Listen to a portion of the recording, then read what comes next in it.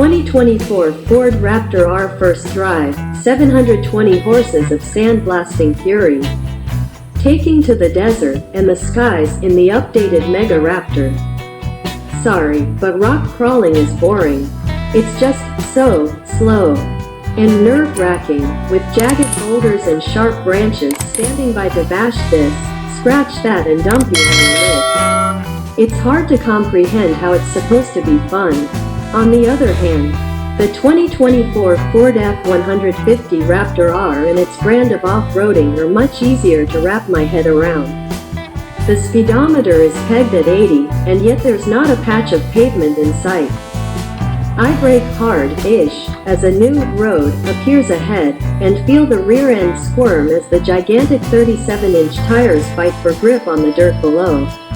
I cut left, feel the rear end gain traction and plant the throttle. Talk all you want about the 4-mode exhaust, including the off-road only, Baja mode. Sure, good luck enforcing that.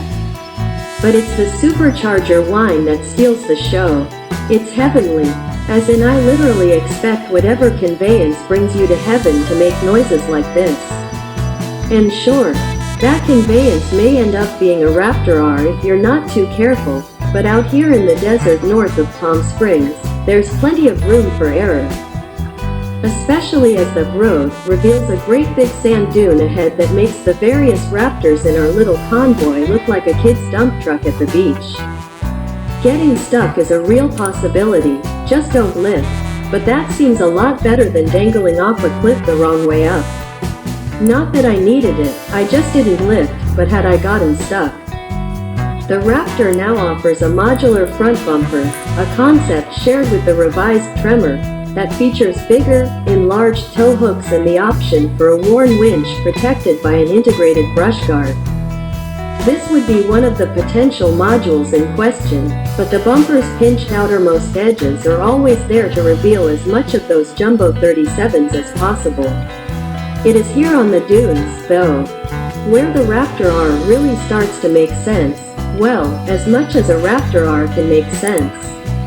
Up to that point in the drive, I was ready to mostly dismiss its king of the hill, 720 horsepower. 5.2-liter supercharged V8 is just a way to prove to owners of the 702 horsepower Ram TRX that your more toxically masculine, smashes monster can on forehead.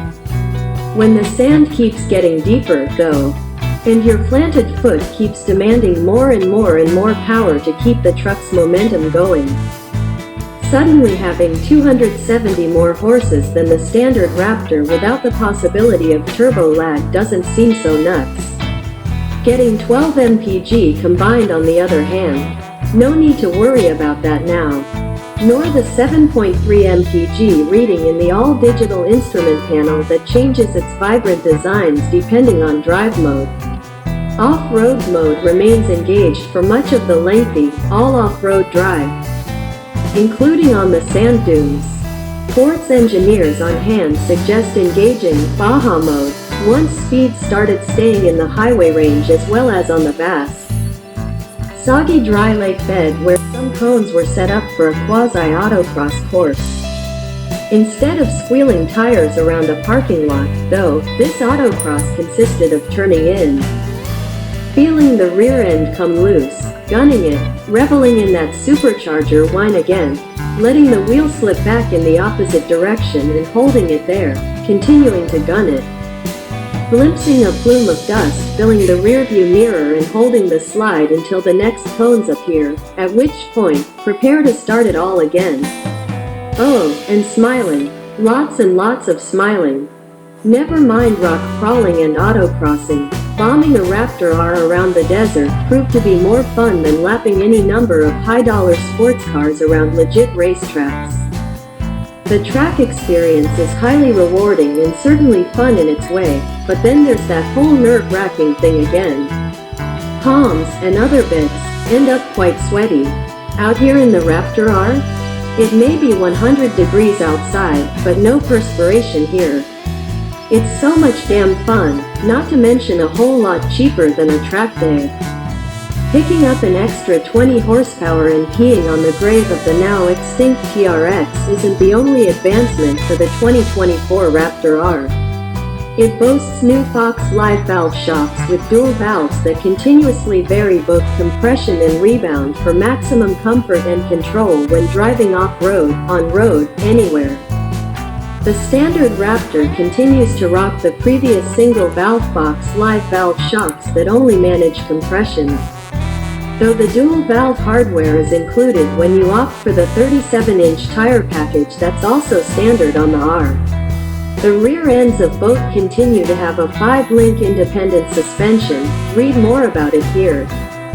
Complete with meter, long trailing arms that look like they should be suspending a bridge rather than a truck. That's what you need, though, when building a truck intended to launch itself in the air and land safely back down upon Earth without smashing its occupant's bone.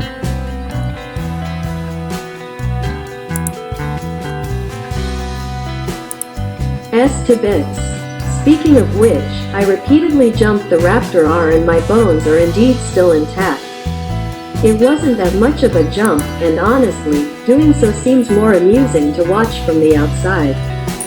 It was kind of a non-event from the driver's seat, which is a testament to how capable those shocks are. To be sure, it's not just hardware. Remember, the shocks are continuously variable, meaning there are sensors constantly transmitting data back to a computer that determines the exact compression and rebound damping force needed at any given fraction of a second.